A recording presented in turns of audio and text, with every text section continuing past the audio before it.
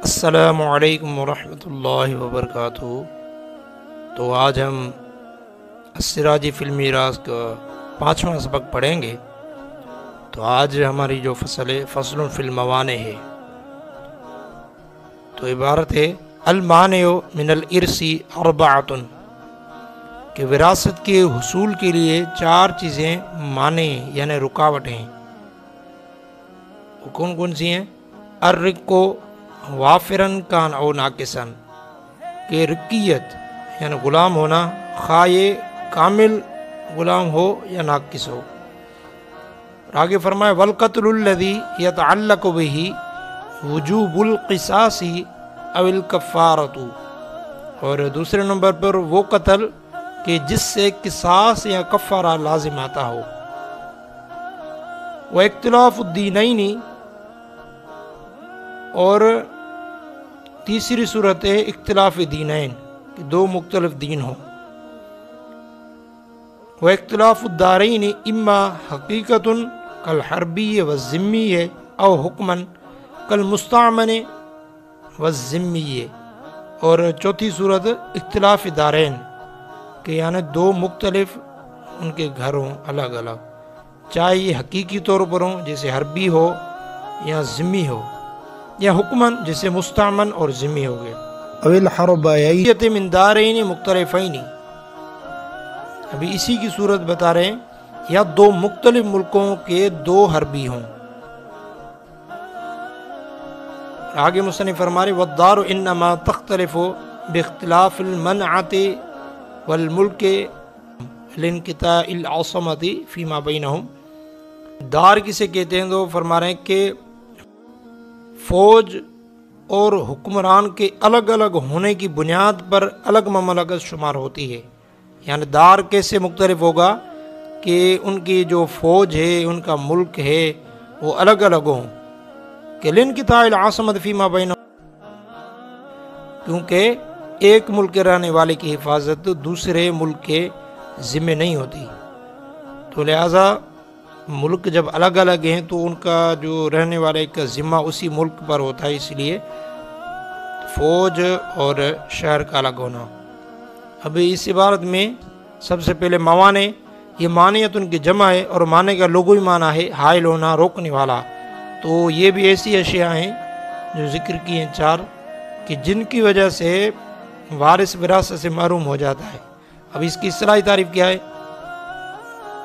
هو الوصف الذي يوجب حرمان الوارث من الارث بعد قیام سببه، یعنی وہ وصف کہ جس کے پائے جانے کے بعد وہ وارث وراثت سے محروم ہو جاتا ہے۔ بعد قیام سببه، اس معنی ارث کے سبب کے قائم ہونے کے بعد، یعنی جیسے سبب قائم ہوگا تو پھر وارث وراثت سے محروم ہو جائے گا۔ تو یہ معنی ارث کی اصطلاحی تعریف ہے۔ اب معنی کی پھر 2 طرح کے ہیں۔ معنی ان الموروثیتی، کہ یعنی ایسا سبب کہ جس کے ہوتے ہوئے کسی شخص کا مال وراثت بن ہی نہیں سکتا، جیسے نبوت ہو گئی، یعنی نبی جتنے بھی انبیاء ہیں وہ ان کی وراثت نہیں بن سکتی، کیونکہ نبی پاک نے فرمایا، حضور نے فرمایا کہ لا نورث ما ترکنا، ہماری وراثت نہیں ہوگی جو ہم نے ترک کیا ہے، چھوڑا ہے۔ اور دوسرا جو معنی کی قسم معنی کی وہ ہے معنی ان الوارثیتی، یعنی ایسا سبب کہ جس کے پائے جانے سے وہ شخص وارث بننے سے محروم ہو جاتا ہے، اور یہی معنی یہاں مراد ہے۔ جو 4 ذکر کیے ہیں تو موروثیت مراد نہیں، بلکہ دوسرا جو وارثیت والی معنی ان الوارثیت مراد ہے۔ تو اب اس کی کتنی قسمیں تو مصنف نے ذکر کی ہیں، وہ 4 ہیں۔ سب سے پہلے رقیت، یعنی کسی کا غلام ہونا۔ تو یہ رقیت چاہے کامل ہو، جیسے عبد خالص، کہ جو خالص غلام ہو، یا ناقص غلام جیسے مکاتب، مدبر اور ام ولد ہو گئے۔ تو مکاتب کسے کہتے ہیں؟ کہ وہ غلام جس کی آزادی کو آقا نے اپنے موت کے ساتھ معلق کیا ہو، تو یعنی جیسے میں مروں گا اس کے بعد وہ آزاد ہے، تو اس کو مدبر کہتے ہیں۔ تو یہ ناقص غلام ہے، خالص غلام نہیں ہے۔ اور مکاتب وہ غلام کہ جس کو آقا نے یہ کہا ہو کہ تم مجھے اتنے پیسے دے دو تو تم آزاد ہو۔ اب اگر وہ غلام اتنے پیسے دے دے تو آزاد ہو جائے گا، تو یہ بھی ناقص غلام کہلائے گا۔ اور ام ولد، جب کوئی لونڈی اپنے آقا کے لیے بچہ پیدا کر لے اور آقا اس بچے کے لیے اپنے نسب کا اقرار کر لے تو وہ لونڈی ام ولد کہلاتی ہے، تو یہ بھی ناقص غلام میں شمار ہوتی ہے۔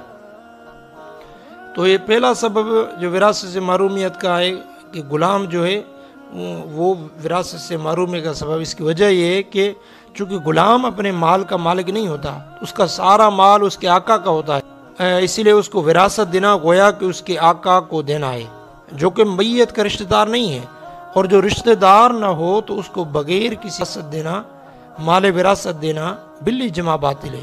تو اس لیے جو غلام ہے اس کو وراثت نہیں ملتی۔ اور دوسرا سبب بیان کیا مصنف نے وہ قتل ہے۔ تو قتل جان بوجھ کر ظلماً اپنے وارث کو قتل کر دینا وراثت سے محروم ہونے کا سبب ہے۔ نبی پاک صلی اللہ علیہ وسلم نے فرمایا کہ القاتل لا یرثو، کہ قاتل جو ہے وہ وارث نہیں، نیز اگر قاتل کو وراثت سے محروم نہ کیا جائے تو لوگ میراث کے خاطر مورث کو قتل کر دیں گے، تو اسی طرح ہو جائے گا، دھرم برم ہو جائے گا۔ تو اسی لیے اس کو معنی ارث بنایا کہ تاکہ قتل وغیرہ نہ ہوں۔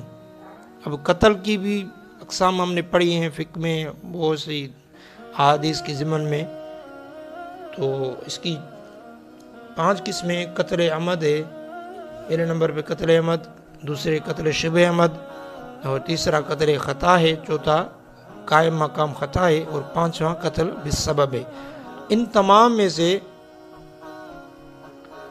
جو قتل بالسبب ہے اس میں وراثت سے محروم نہیں ہوتا وارث، باقی تمام میں ہو جاتا ہے۔ قتل سبب کسے کہتے ہیں کہ یعنی قتل کا سبب اختیار کرنا، مثلا کسی نے راستے میں کنواں کھدوا دیا تو اتفاقاً اس کا کوئی رشتہ دار کنویں میں مر گیا، یا دوسرے کی مملوکہ زمین میں پتھر رکھ دیا، اتفاق سے پتھر رکھنے والا رشتہ دار اس سے ٹکرا کر مر گیا، تو یہ حکمن ہے۔ تو اس قسم میں قاتل پر کفارہ اور گناہ نہیں، اور قاتل وراثت سے محروم بھی نہیں ہے، تو اس صورت میں جو ہے نا نہیں ہوتا، باقی میں وہ جو وارث ہے وہ محروم ہو جاتا ہے۔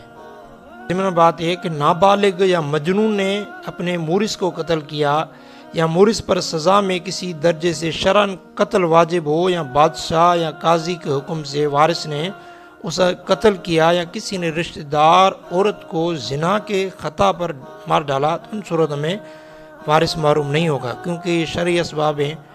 تو کسی نے زنا کی تو اس کو مار ڈالا، یا کسی مجنون یا غلام وغیرہ نے، چھوٹے بچے نے قتل کیا، تو وہ وارث وراثت سے محروم نہیں ہوں گے۔ اب تیسری قسم ہے اختلاف دینین، کہ دو الگ الگ دین ہوں۔ اس بات پر سب کا اجماع ہے کہ کوئی مسلمان کسی کافر کا اور کوئی کافر کسی مسلمان کو وارث نہیں بن سکتا۔ یہ حضرت علی، حضرت زید، حضرت اور عام صحابہ کا یہ موقف ہے۔ احناف کا بھی یہ ہے کہ قرآن میں بھی ہے کہ وَلَن يَجْعَلَ اللَّهُ لِلْكَافِرِينَ عَلَى الْمُؤْمِنِينَ سَبِيلًا، کہ اللہ کافروں کو مسلمان پر کوئی راہ نہیں دے گا۔ اور حضرت اسامہ بن زید سے بھی حدیث مروی ہے کہ حضور نے فرمایا کہ لا يرث المسلم ولا يرث الكافر المسلم، کہ مسلمان کافر کا وارث نہیں بنے گا، اسی طرح کافر کسی مسلمان کا وارث نہیں بنے گا۔ تو اس میں صراحتاً یہ ہمارے احناف کا، لیکن شوافی حضرات کہتے ہیں کہ کافر کو مسلمان کی وراثت نہیں ملے گی، البتہ مسلمان کو کافر کی وراثت ملے گی، پائیں گے، یعنی کافر ہیں تو وہ ایک دوسرے کی وراثت پا سکتے ہیں، جیسے یہودی نصرانی سے اور نصرانی یہودی سے اور مجوسی ان دونوں سے، اور یہودی اور عیسائی مجوسی وہ وراثت پائیں گے، کیونکہ الکفر ملت واحد، کفر ایک ہی ملت ہے، تو آپس میں تو ایک دوسرے وارث بن سکتے ہیں، لیکن مسلمان اور کافر یہ ایک دوسرے کے وارث نہیں بنیں گے۔ مثال کے طور پر باپ مسلمان تھا، بیٹا کافر ہے، تو کافر کو کوئی بھی وراثت میں حصہ نہیں ملے گا، لیکن شوافی کا اس میں اختلاف ہے۔ اور مرتد کی وراثت، مرتد نے حالت ارتداد سے پہلے جو مال کمایا وہ اس کے مسلمان وارثوں کو دیا جائے گا، اور جو حالت ارتداد میں کمایا ہوا مال ہے وہ فے کہلاتا ہے، جس کو مسلمان کے لیے نفع کے لیے بیت المال میں جمع کیا جائے گا۔ چوتھی صورت جو مصنف نے بیان کی وہ اختلاف دارین ہے، کہ دو ملک کے رہنے والے کافروں کو ایک دوسرے کی وراثت نہیں ملتی۔ یاد رہے کہ مسلمان چاہے جہاں بھی ہو ان کو اپنے رشتہ داروں کی وراثت ملے گی، لیکن یہاں جو اختلاف دارین صرف کفار کے حق میں معتبر ہے، مسلمان کے حق میں اس کا اعتبار نہیں ہے۔ ابھی حقیقی اختلاف کیا ہے؟ تو جیسے حربی اور ذمی، حربی دارالحرب کا باشندہ ہے اور ذمی دارالاسلام کا، یہ اختلاف دارین حقیقی ہے، تو یہ ایک دوسرے کے وارث نہیں بنیں گے۔ اور اختلاف دارین حکمی سے کیا مراد ہے کہ مستمن اور ذمی یہ دونوں بظاہر ایک ہی ملک میں یعنی دارالاسلام میں رہتے ہیں، لیکن دونوں کی رہنے کی حیثیت میں فرق ہے کہ ذمی دارالاسلام میں مستقل شہری کی حیثیت سے رہتا ہے، جبکہ مستمن دارالاسلام میں عارضی طور پر رہتا ہے۔ تو لہذا دونوں اگرچہ بظاہر ایک ملک میں رہتی ہوں مگر یہ دونوں مختلف ممالک شمار ہوں گے۔ اور دو حربی دو مختلف ملکوں میں، تو یہ مثال حقیقی اور حکمی دونوں کی بن سکتی ہے۔ حقیقی صورت دو مختلف دارالحرب، مثلا ایک جو امریکہ میں رہتا ہے اور ایک روس میں رہتا ہے، تو دو حربی ہوں تو دونوں کے درمیان ملک حقیقتاً مختلف ہوگا، تو ملک دونوں کا ایک الگ الگ ہے، تو لہذا ایک دوسرے کے وارث نہیں بنیں گے۔ حکمی کی صورت یہ ہے کہ دو مختلف دارالحرب یعنی امریکہ اور روس کے دو حربی دارالاسلام پاکستان میں رہتی ہوں، ویزا لے کر پاکستان میں رہتی ہوں، کہ امریکہ روس کا دو الگ الگ کافر ہیں تو رشتہ دار، لیکن وہ الگ الگ ملکوں میں رہتے ہوں، لیکن ابھی ویزا لے کر پاکستان میں رہتے ہوں، اگر جو بظاہر دونوں ایک ہی ملک میں ہیں لیکن حکماً دو مختلف ملک یعنی امریکہ اور روس کے رہنے والے ہیں، تو اس لیے ان تمام صورتوں میں ایک کافر کو دوسرے کی وراثت نہیں ملے گی۔ اور اما ثلاثہ کے نزدیک اختلاف دارین، امام مالک امام احمد بن حنبل کے نزدیک اختلاف دارین مطلقاً معنی ارث نہیں ہے۔ اور اگلا ہے کہ دو مختلف حربی الگ الگ گھروں میں رہتے ہوں تو ان کا بھی یہ حکم ہے کہ ان کو ایک دوسرے کی وراثت نہیں ملے گی۔ تو اب اس فصل سے معلوم ہو گیا کہ پہلی صورت جو رکیت ہے یہ تو اس دور میں نہیں پائی جاتی، تو اس کو ہم نے ایسے ہی ذکر کر دیا ہے، لیکن آج کل غلام میں نہیں پائی جاتی، تو اس لیے۔ اور تیسری اور آخری جو صورت ہے کہ اختلاف دارین ہے، یہ بھی آج کل سلطنت جو ہے ان میں آپس میں صلح ہو گیا ہے کہ ہر ملک کا سفیر دوسرے ملک میں رہتا ہے، تو ان کی آپس میں صلح ہے، تو یہ بھی اکثر طور پر آج نہیں پائی جاتی۔ بہرحال اس کو تکمیل کے لیے ذکر کر دیا ہے، لیکن یہ جو آخری ہے صرف غیر مسلموں کے لیے ہی استعمال ہوتا ہے۔ تو انشاءاللہ اگلے سبق میں ملیں گے۔ السلام علیکم ورحمۃ اللہ وبرکاتہ۔